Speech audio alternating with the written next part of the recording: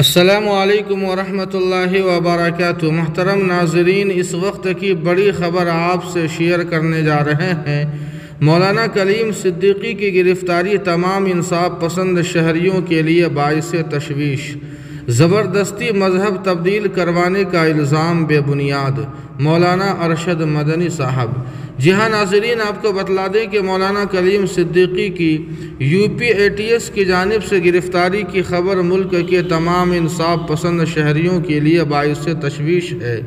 مولانا محترم کی گرفتاری پر صدر جمعیت علماء ہند مولانا ارشد مدنی نے سخت رد عمل کا اظہار کرتے ہوئے کہا کہ تبدیلی مذہب کے الزام میں مولانا کلیم صدیقی کی گرفتاری کو جس طرح میڈیا پیش کر رہا ہے وہ قابل مذمت اور باعث تشویش ہے۔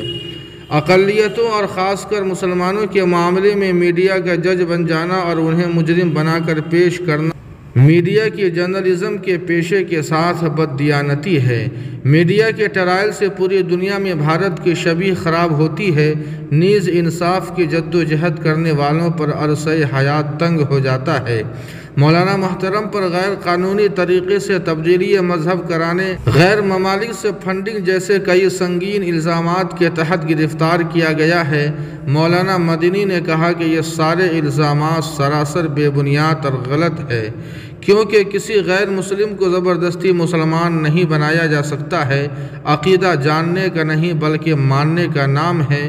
اس کا تعلق انسان کے دل سے ہے جو کسی کے بس میں نہیں ہوتا ہے۔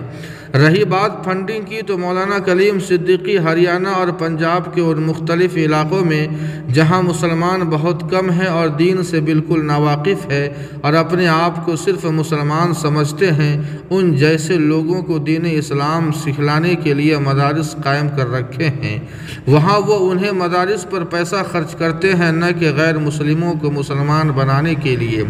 اور اگر بزور زبردستی لالچ دے کر مسلمان بنایا جا سکتا تھا تو خلیج اور خاص کر سعودی عرب میں 50 لاکھوں غیر مسلم کام کر رہے ہیں، ان کو مسلمان بنا دیا۔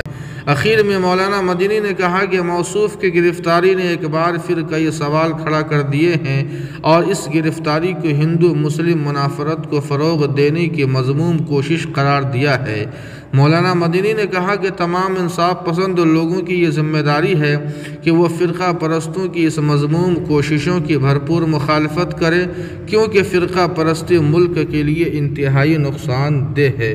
جی ہاں ناظرین، اس خبر کے تعلق سے آپ کی کیا رائے ہے کمنٹ کر کے ہمیں ضرور بتائیں۔